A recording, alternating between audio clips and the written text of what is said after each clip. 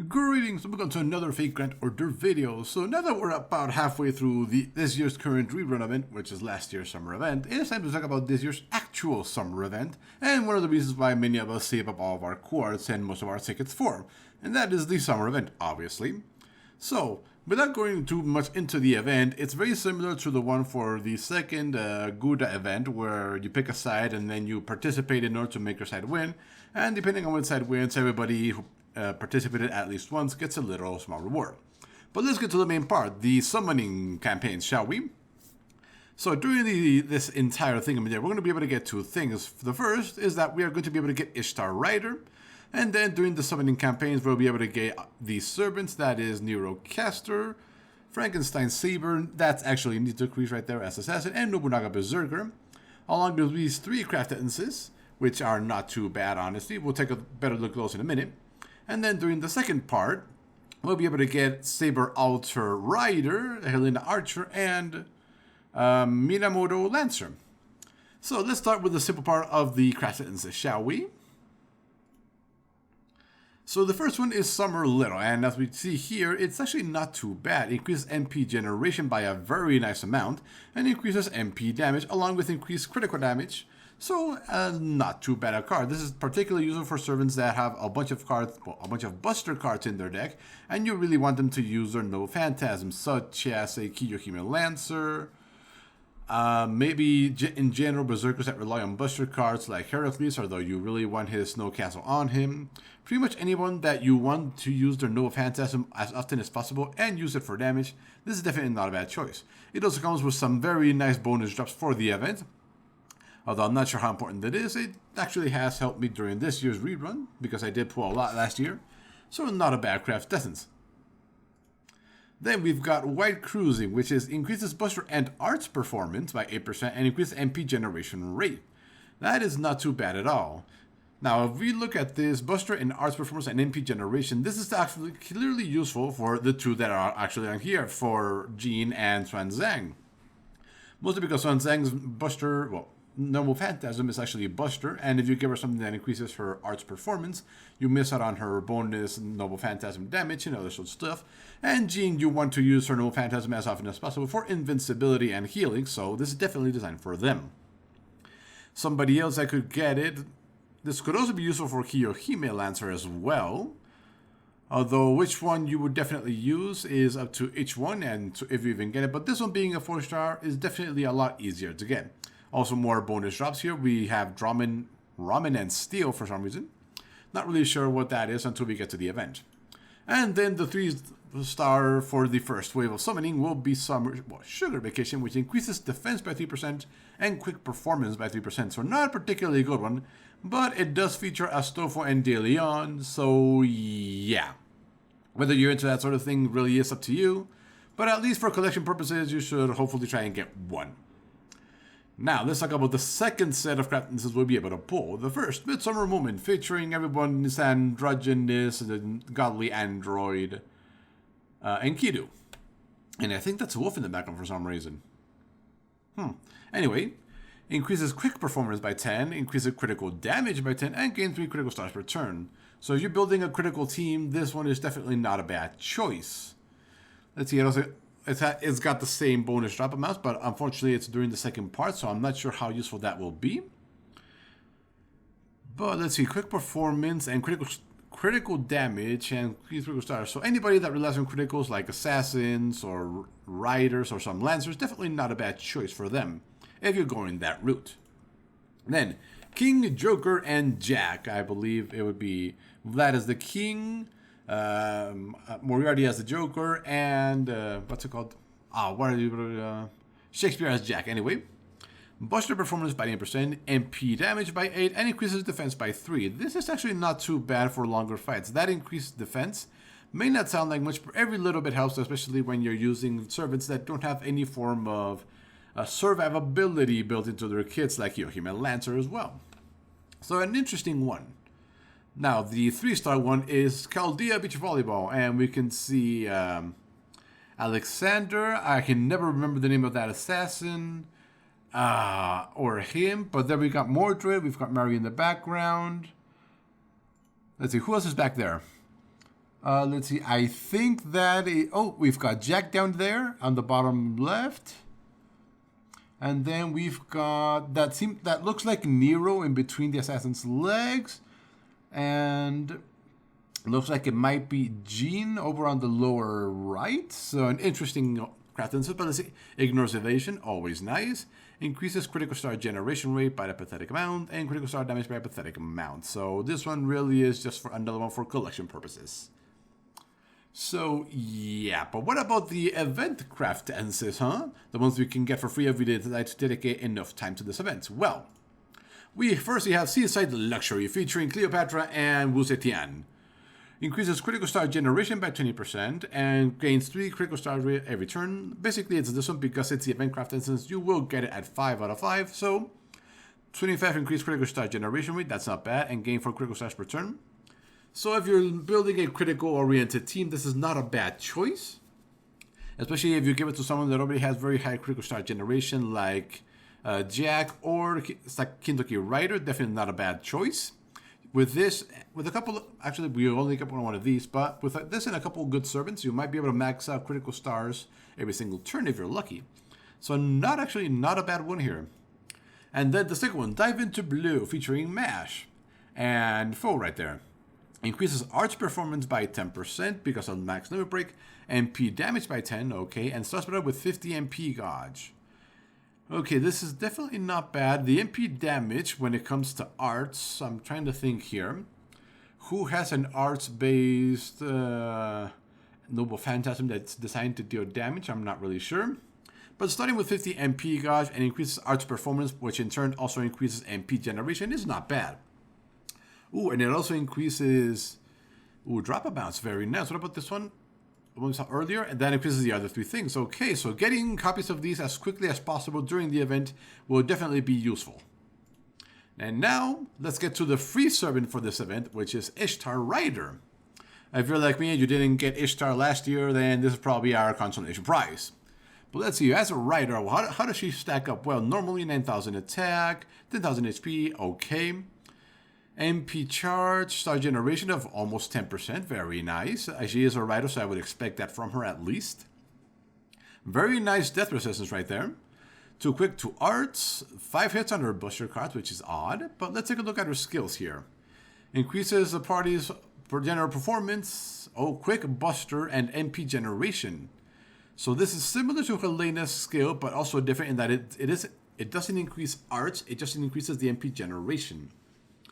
This is actually a very nice support for Kiyohime Lancer, now that I think about it, because she relies on other people starting the chain with an arts card and then using her buster cards in order to fill it up. So this is a very nice support skill, although I would have preferred arts performance here, but I guess that means that would make Helena a little bit less desirable, but that's just how it is. And going all the way up to 20% is definitely not bad. Second skill, you mentioned for 1 attack, interesting, and on critical damage for 1 turn. Right, she is a rider, so she will be able to deal critical damage relatively easily, so not too bad. And what we have here, Summer Breaker, invincibility for 1 attack. Critical damage, stat generation, MP generation, debuff resistance, healing received, and then stuns herself next turn. So this is essentially a slightly worse version than Tamamo Lancer's version, which is Goddess Morphe X, which does the exact same thing except the invincibility lasts for the entire turn. Other than that, it's pretty much exactly the same skill, but having it is better than nothing, huh? Now let's see, increase on damage to 125, debuff resistance, not bad, critical damage, quick performance. Here we go, Noble Phantasm. Deals damage to all enemies of 1,000 because she's a free servant, you're going to have her at max level. Increase on quick performance for 1 turn activates first. Up to 40%. Is not as strong as Kintoki Rider, I believe, but definitely not bad. When they get a small buff from their own Noble Phantasm that increases the effect of that Noble Phantasm, it's definitely nice to see. So let's see anything. Oh, yeah, we're going to need some of that new, what's it called? Perfume? Special perfume, secret perfume that started dropping in Agartha. We're going to need some of that now. So a good thing we can buy 20 of those during this event, right? Well, during the current rerun event. Outside of that, everything's pretty much expected. Now let's see, Champion's Cup of the Goddess. When equipped to her, increases party's quick performance and MP damage by 10%. If you're building a quick base team of riders and lancers, this is definitely not a bad choice to put on her. Now, let's talk about what you really want to know, this year's Summer Servants. So let's take a look at the first wave first, starting with the 5-star Nero Caster.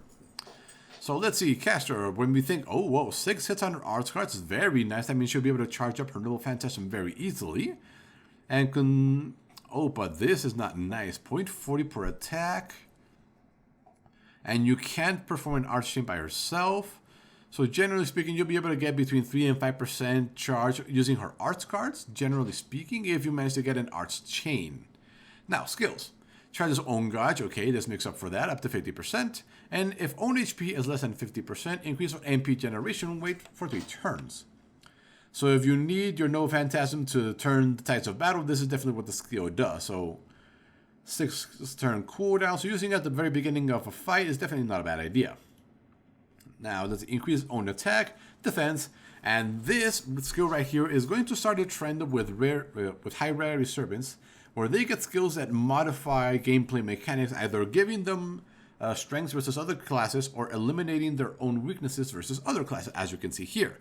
This basically eliminates all of the classes she is weak to for 3 turns. Now, how much that will actually help versus truly difficult bosses that are dealing damage in the tens of thousands of damage, like the ultra high difficulty Saber Altar, who knows? But hey, it's better than nothing. Especially when you need to clear out a wave of Berserkers and you brought along your casters for the final wave, so not a bad skill. And the attack and defense is definitely not bad, and the very short cooldown definitely makes the skill worth leveling up. And now, Undying Magus grants 1 ally guts for 1 time 3 turns, okay, and increases their attack for 3 turns. Wow, look at that attack up for 1 person. This is a very nice skill right here. I really like this skill right here. Being able to granting 1 ally guts and 50% attack power for 3 whole turns? That is nice, although the cooldown really is pretty high. So the second skill and third skill definitely worth leveling up. The first one, probably also worth leveling up just for the MP charge, honestly. Although the second part you probably won't use as often, but you will definitely get to use it eventually. Now, let's take a look at our Noble Phantasm. Ignores invincibility, very nice. Deals damage to all enemies, so let's go with the average of 1 copy of 300%. And increase on MP damage for 1 turn activates first. Okay, so her MP isn't really designed to deal high amounts of damage. It's mostly designed to deal damage to things that are invincible during that turn. So, and being a caster, it is relatively low damage, but the fact that you'll be able to spam it very easily, considering her skills allow her and her arts cards allow her to charge up her Noble Phantasm very quickly, I can see you using this a lot of times during battle, especially in arts-based teams. Now let's see, Ascension, again, you need the wine to ascend her. And outside of that, so you will need for all 3 skills 15 of these wine. So yeah, and then for this, oh no, this is for Ascension, right? Skill reinforcement, yeah, okay. So you don't need 50, just 5 and 12 statues, so not too bad to level up, honestly. Now, Domus Aurea, the Cursibumar, when equipped to her, increases party's buster performance and MP generation rate by 10%. Interesting. So the buster performance doesn't really help her much, but it's definitely designed to help the people she is supporting. So yeah, not bad. So as a caster, she is definitely not bad. I personally don't find Nero that particularly endearing. I find her voice particularly annoying. But hey, to each his own. Now, the second servant of the first waves, Frankenstein Saber. Pretty decent stats. Let's see, MP charge 0.7, okay. With 4 hits, that's not bad. Star generation rate of 10%, okay. And yeah, pretty much everything normal. Now, let's see. Can only be used by sacrificing 10% of your MP gauge and increases your MP generation rate for 3 turns, essentially. So a very curious skill here, although the 80% increased MP generation could definitely make up for it. Although she does only have 1 arts card, this is definitely a iffy skill for me, honestly. If she had 1 more arts card, I could definitely see it being useful, but right now, yeah, I'm not really seeing it. Second skill, can only be used when you have at least 500 HP, reduces 1 enemy's attack, removes their buffs, and deals some damage to herself. So honestly, not a particularly good skill. There are definitely better options if you're trying to reduce someone's attack, although being on a 5-turn cooldown is definitely nice. Now, increases own attack for 3 turns, increase on MP damage for 3 turns, and inflicts burn on herself for 5 turns.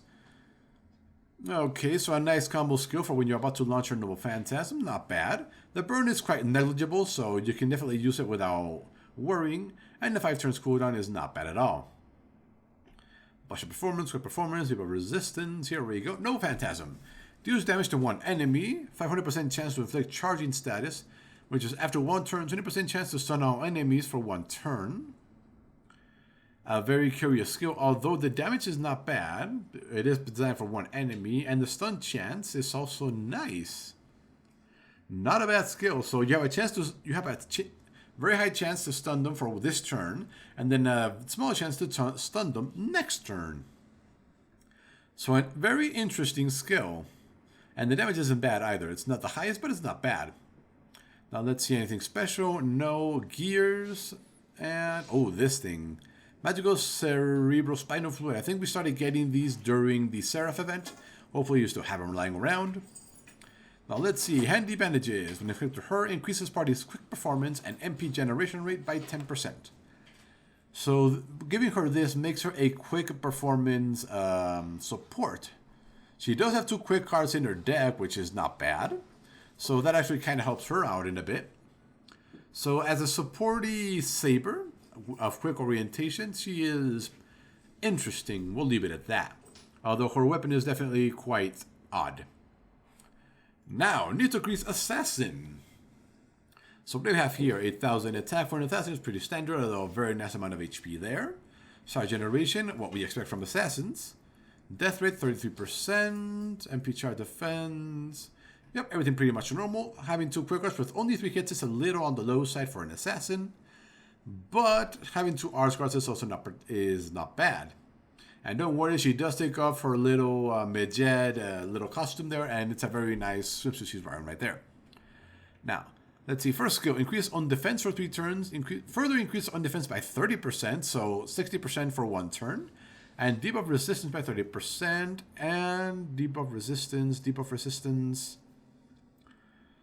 Charge death rate. No innate debuff resistance?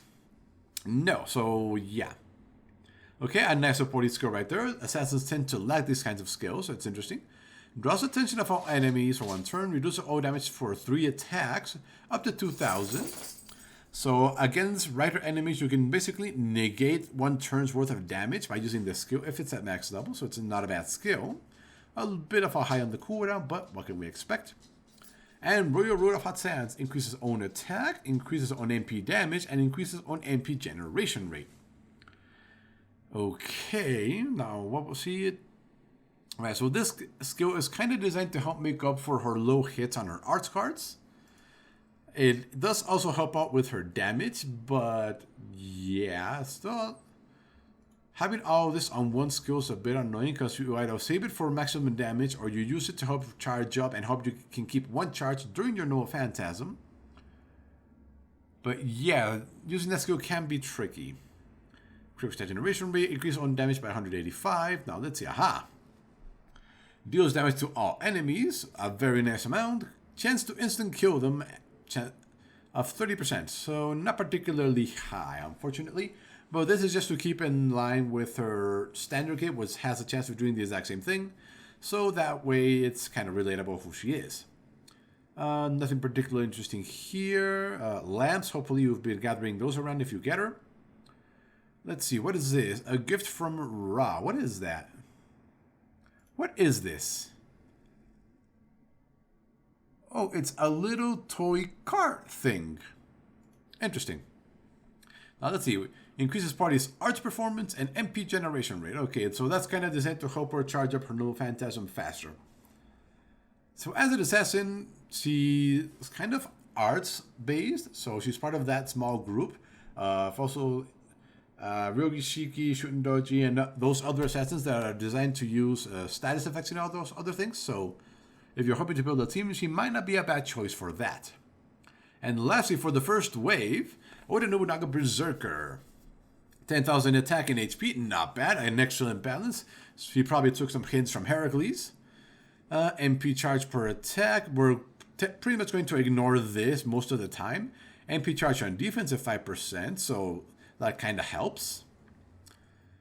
52% death resistance rate. That is very nice. So far, I think only Bebe has had a resistance similar to that. So let's see. Foolish Murder Style grants self evasion for 1 turn and Buster Performance by 3 turns. So this is basically a similar version to the Mind's Eye that most servants get, that increases their evasion, well, that grants an evasion for 1 turn and critical startup damage. So only Buster oriented. Then Atsumori Beat gains critical stars every turn, recovers party's HP every turn, and judges party's MP gauge by 3% every turn for 5 turns. A very nice support skill from Nobunaga here. So you get 5 to 10 critical stars every turn. You recover party's HP by 3 to 500 every turn, which is kind of negligible, but charges the party's MP bar by 3% every turn for 5 turns. This is very odd to see from Berserker. Some very nice supporting skills right there. And 6th Demon King of the Beach. Increases own critical star absorption. So yeah, ignores evasion for 1 turn. Very nice. Increase own attack on burning fields for 3 turns. What is a burning field? What drops into this classification? Battlefield types. Flaming Burning. Flaming Burning. Okay, so let's see. In Fuyuki, Babylonia, Shinjuku, Shimosa, which is coming after this event. And that's it. So you are very rarely going to get that attack buff. So yeah, it's very similar to Martha's, but there are generally more stages with water in them. Now, let's take a look at, let's see, Buster Performance by 6%, standard. So let's see, deals damage to 1 enemy, 6 to 1,000. Deals extra damage to divine enemies. Here we go. Okay then, so just by launching her first, the damage is still very decent. Against divine enemies, there are a ton of those, so her damage against divine enemies will definitely not be bad at all. Okay, let's see. Ascension, Perfume, Tentacles. Yeah, hopefully you started gathering these from last event, so hopefully you have enough to raise her if you get her. And let's see, more perfumes, more spinal fluids. Yeah, so far nothing too shocking. Oh, her single, let's see. Think of when equipped, her increases party's Buster Performance and critical damage by 15% and reduces party defense by 10%. Okay, then. So this is pretty much just increased damage for the entire party while taking a little bit more damage. Pretty much. Oh, and by the way, I've seen her Noble Phantasm. It's pretty rockin', so yeah. As a servant, she's definitely not bad. Who knew a Berserker could be a nice support? And yeah, she is wearing the Buster jacket t-shirt thing. Let's see. Yeah, see, it says Buster on her sprite, so she definitely starts that little trend here. And now for the second wave of servants during the second part. And this is the one I've been saving up for. First, Artoria Pendragon Rider Alter. So, oh wow, look at this. 10,000 attack and 14,000 HP. That is some very nice stats right there. Star generation, star absorption is 200. So yeah, she's definitely going to take those stars for herself. And 2 quick, 2 arts, not bad. That's what we were looking for in riders. That maximizes for MP generation and star generation as well. So let's see. Summer Sweeper increases own attack for 3 turns, increases party's quick performance for 3 turns. Okay, so if you combine these two into her quick cards, you get a total of 50% increased damage and basically everything else. So not a bad skill at all. Now, Coaching A reduces 1 ally skill cooldown by 1. Okay. So far, the only other person that has this is Tamamo Normal with her Noble Phantasm by 2. Increases her critical stat generation wave for 3 turns, but deals 1,000 damage to them. So basically, she whips them into shape quite literally. Critical stat generation of 50% extra. That's not bad. She can use it on herself as well with that high abundance of HP. This would not be a bad skill for her. Let's see, 6 turns cooldown, 6 turns cooldown. Definitely useful on herself. And last skill, increases own quick performance for 1 attack for 3 turns. Okay then, so if you save this up for her Noble Phantasm along with this, that is 80% increased quick performance and damage. Well, 80% damage, 50% performance. So that is definitely a one-shot skill that you definitely want to use. And the very low cooldown is very nice on that skill. it makes sense. It's only for one attack. So this is definitely a skill you want to level up. This one, sort of. And this one you absolutely want to level up. So let's see. Debuff resistance, quick performance, critical damage. Okay, Sekake Morgan. Sword of Tenacious Burning Victory. Deals damage to one enemy, is a quick, so yeah, makes sense. Charges own MP cost by 10%, and reduces the critical attack chance for 3 turns. So really, you don't want to use her as a third part of an MP chain. Start off with her as the first or second one. But yeah, this is going to deal really high amounts of damage combined. If you combine it with her 2 skills, and combine it with the Summer Mystic Code, that also increases quick performance by a ton. So yeah, you can see why I'm saving up for her, right? Requires metals, makes sense. Wings, shells. Oh, lots of teeth, lots of metals. Okay, good thing we're able to buy a lot of these right now. And let's see. Mop of Selection. Yes, that's exactly what it looks like. It is a mop of selection. Oh, I can't wait to see what this is going to say. Increases party's attack by 20% and reduces their defense by 15%. Okay, now this is basically a stronger version of normal Altria's with a small demerit. Normal Altria's increases the party's attack by 15% with no demerit. So yeah, interesting one. Just the fact that she has that is pretty hilarious. But yeah, Rider Alter Autoria, definitely a very strong rider. Probably one of the strongest in the game when it comes to raw quick damage. So definitely worth rolling for. But we're not done there. Now we've got Helena Archer with a massive scientific minigun right there. So 9,000 attack, 11,000 HP, not bad stats. Let's see anything that stands out. Star Absorption. Chaotic, good. That's curious. Outside of that, nothing stands out. Oh, 5 hits on her arts cards. Very nice. That means she's probably designed around her Phantasm. Summer Vacation A+. Charges party's MP gauge and gains 5 critical stars every turn 5 turns. So this is essentially a better version of her standard skill, which just gives the party 20% MP charge. Although I think it's got one longer turn cooldown because of the 5-star generation rate. But not a bad skill, definitely. Increase own damage for 5 attacks, 5 turns, when losing one enemy's MP gauge by 1. Ooh, this is very nice. This is damage plus. This is what we were looking for, or what we are looking for right now for the challenge quest for the rerun event, where you need this damage plus in order to deal proper damage. So 5 attacks, that would be 10,000 extra damage on that thing. That's a fifth of the crab's HP. Not a bad skill here, and the fact that it reduces an enemy's MP gauge by 1 is definitely icing on the cake. And Nyarf. Right. I think Nyarf is the name of the minigun. That would make sense. Now, Colonel Summer Vacation B.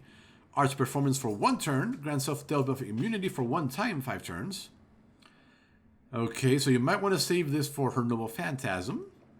Critical damage, debuff resistance. Yep, definitely save it for her Noble Phantasm. Deals damage to all enemies, reduces their debuff resistance, reduces their defense. Right, so yeah, this is definitely designed to be launched first, especially because of the defense down.